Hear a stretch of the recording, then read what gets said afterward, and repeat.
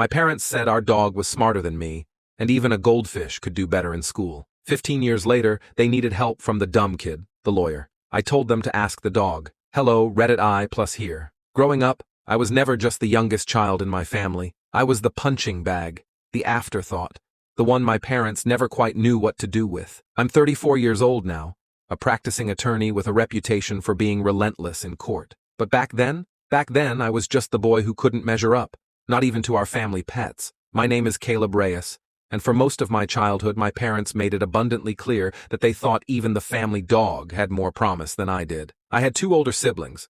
My brother Ryan was the golden boy, literally. He had the blonde hair, the broad shoulders, the natural athleticism that made coaches drool. By junior year, he had recruiters fighting over him, offering full scholarships to play football at big-name schools. My sister Sophia was no less impressive. She was the girl who got perfect grades without even trying. She was student council president, debate champion, science fair winner. Teachers called her a once-in-a-generation mind.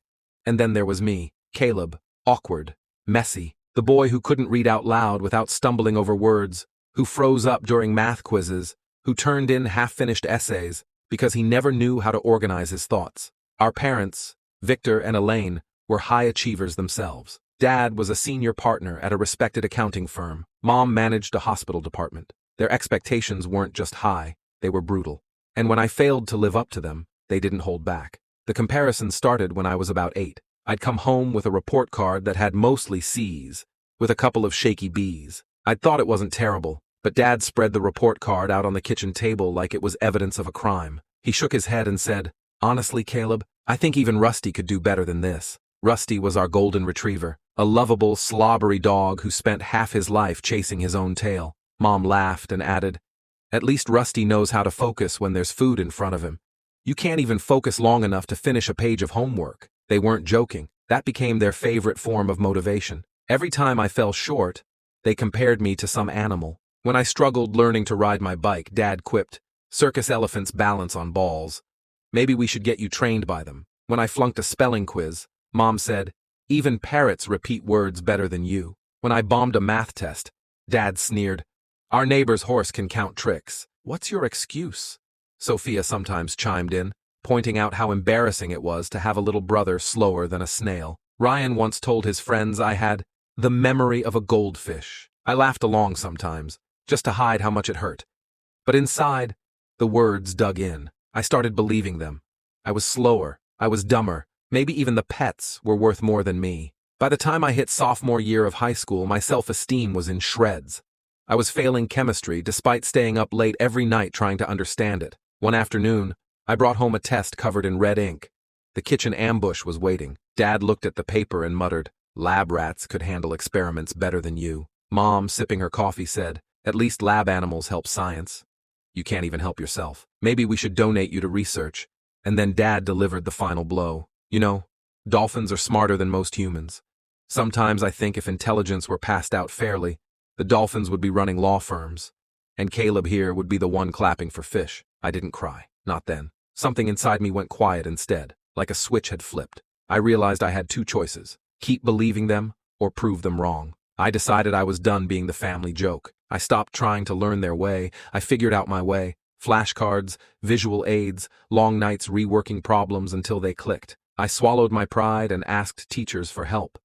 And slowly, my grades rose, from C's to B's, from B's to the occasional A. My parents brushed it off as a fluke. "Don't get excited," Dad said. "It's probably just grade inflation." But by senior year, when it came time to apply for colleges, I secretly sent out applications, funded by the money from my part-time grocery job. When the acceptance letters rolled in, I hid them until I'd chosen one. Brighton State University, a respected school that even offered me a partial scholarship. When I told my parents, the look on their faces was priceless. Dad demanded to know if I'd bribed someone. Mom suggested universities were lowering standards. Ryan snorted. Sophia rolled her eyes. I didn't care. For once, I'd won something they hadn't. College was my liberation. Without the constant comparisons, I discovered I wasn't stupid. I was curious, resilient, even good at arguing. Professors noticed my ability to pick apart complicated problems. By junior year, I knew I wanted law school. The irony wasn't lost on me. The boy once compared to a dog fetching sticks was preparing to defend children from the kind of emotional abuse I'd lived through. Law school was brutal, but I thrived. I graduated near the top of my class, specializing in family law and child advocacy. While my parents came to my graduation, Dad told relatives, lawyers just argue for money, and Mom whispered that my professors probably took pity on me. Still, I didn't let their dismissal tarnish my success. Fast forward. I built a career in family law representing children caught in ugly custody battles, standing up for kids who'd been belittled and bullied by the very people meant to protect them. I made a name for myself, won tough cases, got written about in legal journals. Ryan, the golden boy, blew out his knee in college and never made it to the NFL. Now he manages a sporting goods store. Sophia became a pediatric nurse, respectable, but not the shining prodigy everyone once worshipped. And then came the phone call. It was March. I was in my office, sifting through case files, when Mom's number flashed on my phone. When I answered, her voice was shaking. Dad was yelling in the background. They were in trouble. Big trouble. Dad's accounting firm was under federal investigation for financial misconduct. His career, their reputation, their money, it was all on the line. And the lawyer they needed? The only one with the skills and connections to save them?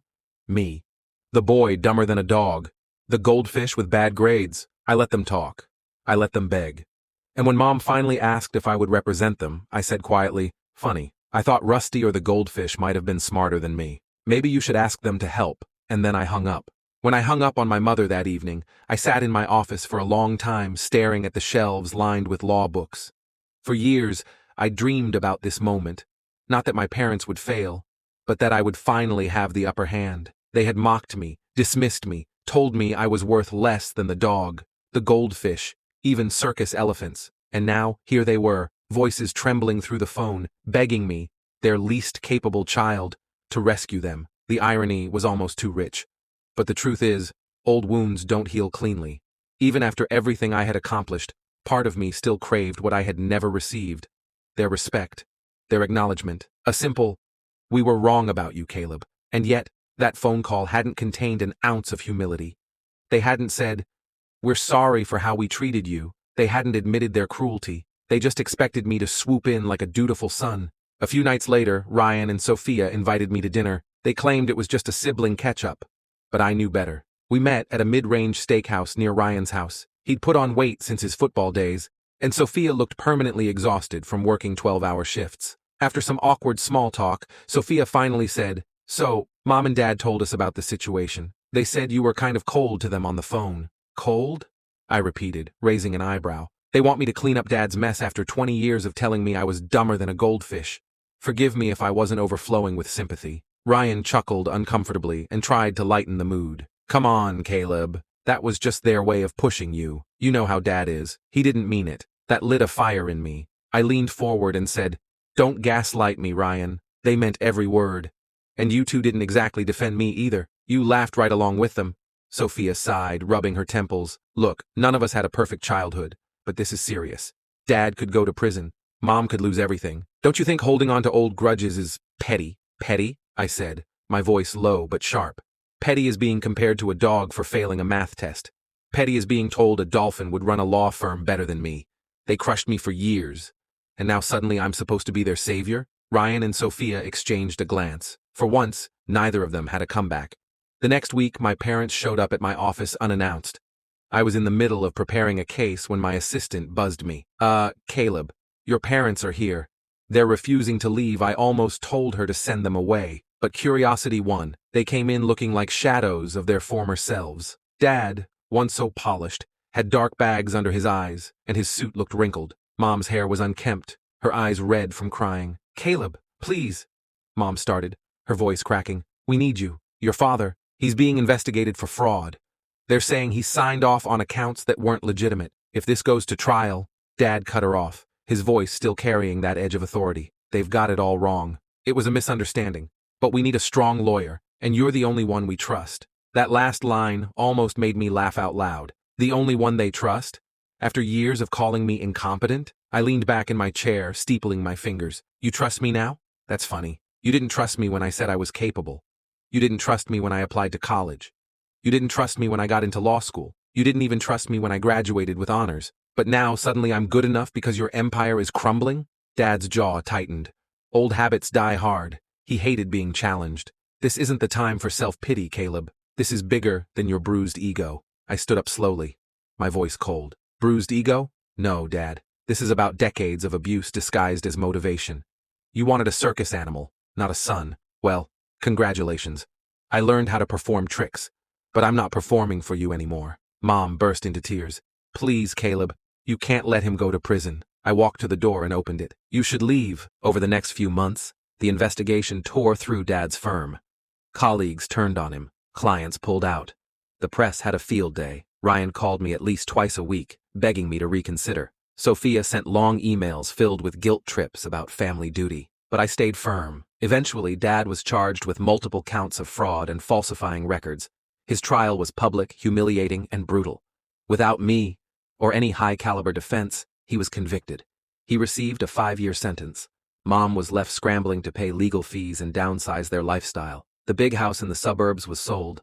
The vacation property in Florida, gone. Their savings evaporated in fines and penalties. For the first time in my life, the people who lorded their superiority over me were humbled. One evening, about a year after Dad went to prison, I was leaving the courthouse when I saw Mom sitting on a bench outside clutching her purse.